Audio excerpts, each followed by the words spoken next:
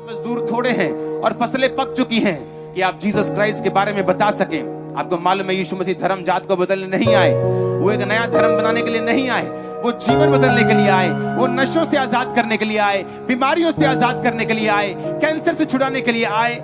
आपको क्या करना है? आपको जीसस क्राइस्ट के बारे में प्रीच करना है। तो अपनी दुकान पे प्रचार करो, अपनी जॉब के ऊपर प्रचार करो। लेकिन प्रॉब्लम ये है, दुकानों पे अगर लड़कियों की बातें 24 घंटे करेंगे तो प्रचार किस रीति से करेंगे? जहां जॉब करते हैं वहीं पे चक्कर हो गया, वहीं कोई ना कोई फंसा लिया है तो प्रचार कैसे करेंगे?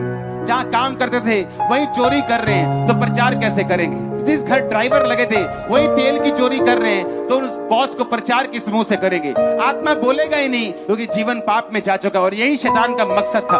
उसका मकसद आपको पाप में गिराने का यह था कि आप लोग हियाव के साथ परमेश्वर की सेवा ना कर सकें। और शैतान को मालूम है जब एक विश्वासी परमेश्वर की सेवा में नहीं है तो उसको उत्तम कभी नहीं मिलेगा। और जब तक आपको उत्तम नहीं मिलता आप क्रिश्चियन है ही नहीं, क्योंकि बाइबल कहती है इस्राएली इसीलिए चुने गए थे कि टॉप पे जाएं।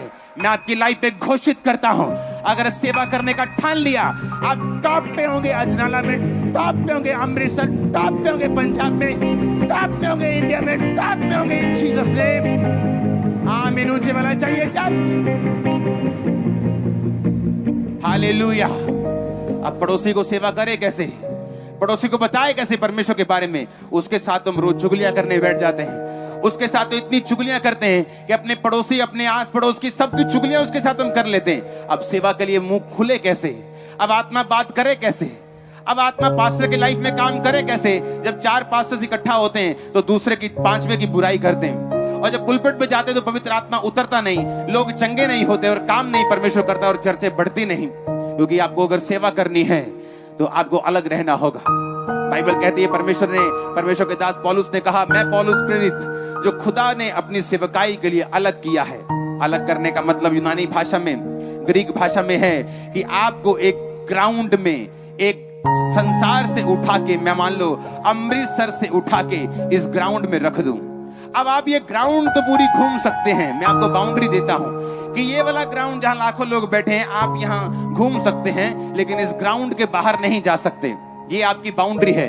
उसी तरह पौलुस कहता है कि परमेश्वर ने मुझे अलग किया, मुझे एक जगह डिब्बे में तो नहीं बिठाया, एक ग्राउंड में बिठाया है, लेकिन मेरी बाउंड्रीज हैं। इन्हीं बाउंड्रीज के अंदर रहकर मैं परमेश्वर के कामों को करूंगा। आप उस जगह नहीं जा सकते जहां सब लोग जाते हैं। आप जहां सब लोग जाते हैं माथा टेकने आप नहीं जा सकते। जो सब लोग खाते आप नहीं खा सकते। आप मसीह लोग वो नहीं कर सकते, उन गानों पे डांस नहीं कर सकते। आप वो नशे नहीं कर सकते जो लोग करते हैं, वो रीति रिवाज नहीं कर सकते जो लोग करते हैं, क्योंकि आपकी बाउंड्रीज हैं। आप परमेश्वर की सेवा के लिए एक बाउंड्रीज के एक आपका दायरा है जिसके अंदर परमेश्वर ने आपको ठहराया है। आप उस दायरे के अंदर घूम सकते हैं, लेकिन उसके बाहर नहीं जा सकते अगर आप परमेश्वर की सेवा करते हैं तो। और शैतान यही चाहता है। वो कहता है जो बाड़ा तोड़ेगा सांप उसको डसेगा। वो चाहता है आप बाड़ा तोड़े और परमेश्वर के वचन के बाहर जाएं। आपकी शादियों में अगर डीजे बजेंगे तो किसकी शादी पे परमेश्वर के सॉन्ग बजेंगे? आपकी शादियां अगर अन्य जातियों की रीति के अनुसार होंगी तो परमेश्वर आपकी लाइफ में क्या काम करेगा? क्या आपको मालूम नहीं आप सेवा के लिए बुलाए गए हैं? आपके घरों की शादियां, आपके घरों के फंक्शन सुसमाचार प्रचार के लिए इस्तेमाल होने चाहिए। अगर आप परमेश्वर की सेवकाई सचमुच करते हैं तो ऐसा करके देखिए। ये कठिन तो हो सकता है, लेकिन मैं आपको सच कह रहा हूं, ये आपके कण कण को अंदर तक और वंशों को जनरेशन तक बदल के रख देगा यीशु मसीह के नाम में। आपको भीख मांगने की खुदा से जरूरत नहीं पड़ेगी। एक राजे का बच्चा कभी भी राजा के पास सुबह जाके भीख नहीं मांगता कि पापा मुझे ब्रेकफास्ट चाहिए। वो राजा मारेगा उसको, जुतियां मारेगा, उन पिटाई करेगा ओदी। हाँ कि तू राजे का बच्चा है, तू नाश्ता मांगने के लिए पैदा नहीं हुआ। ये सब कुछ तेरा है, ये सब तेरा, ये सब पैसा, ये सब शान और शौहरत सब तेरी है। आज सीख कैसे राज करते हैं, ये मुझसे सीख। परमेश्वर ने आपको भिखारी होने के लिए नहीं बुलाया है, आपको रोने धोने के लिए नहीं बुलाया है। उसने आपको राज करने के लिए बुलाया है, बरकत देने के लिए बुलाया है। हमारा राज इस दुनिया का नहीं, हमारा राज इस दुनिया का नहीं, हमारा राज आत्मिक है। हम आत्मिक रीति से राज करने के लिए बुलाए गए हैं। हालेलुया। और इस दुनिया में भी बरकत पाने के लिए बुलाए गए हैं।